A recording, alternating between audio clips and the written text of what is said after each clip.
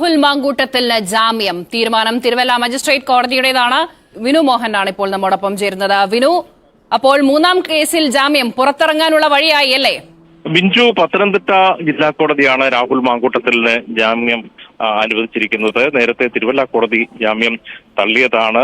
കാനഡയിലുള്ള യുവതിയെ നാട്ടിൽ വെച്ച് ലൈംഗികമായി ചൂഷണം ചെയ്തു എന്നുള്ള കേസിലാണ് ഇപ്പോൾ ജാമ്യം അനുവദിച്ചിരിക്കുന്നത്. രാഹുൽ മാങ്കൂട്ടത്തിനെതിരായ മൂന്നാമത്തെ കേസാണ്, മൂന്നാമത്തെ ബലാത്സംഗ കേസാണ് ഇത്.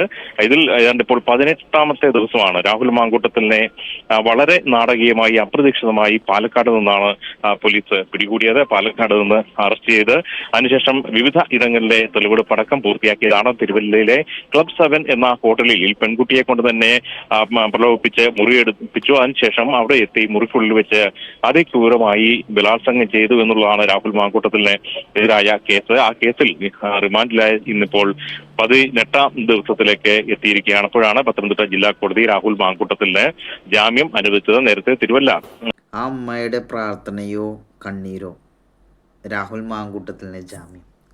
18 ദിവസങ്ങൾക്ക് ശേഷം പത്തനംതിട്ട ജില്ലാ കോടതി രാഹുൽ മാങ്കൂട്ടത്തിന് ജാമ്യം നൽകിയിരിക്കുന്നു. വളരെയധികം സന്തോഷം. തിരിച്ചു വന്നിരിക്കുന്നു 10 മടങ്ങ് ശക്തിയോടെ. വളരെയധികം സന്തോഷം.